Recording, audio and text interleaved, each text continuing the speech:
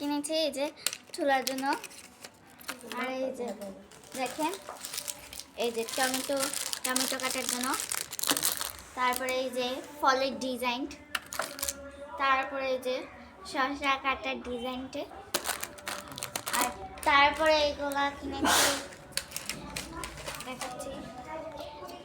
এটা হলো মরিচ পেঁয়াজ কাটার জন্য। এই যে এটা দিয়ে দিয়েছে হাত জানি না কাটে। তারপরে আরো দুইটা আইটেম আছে।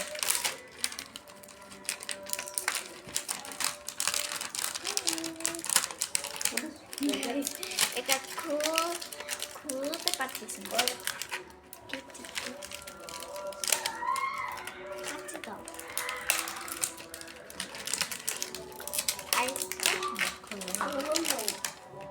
গাইস এটা খোলা অনেক মুশকিল হচ্ছে। এপাশে এই যে গাইস এই যে আরেকটা হলো এগুলা আলুর চিপস বানানো যাবে।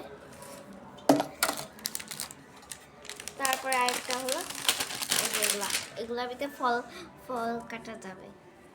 গাইস মোট এগুলাই কিনেছে। এই যে গাইস আমার ভিডিওতে বেশি বেশি করে লাইক কমেন্টস করবেন।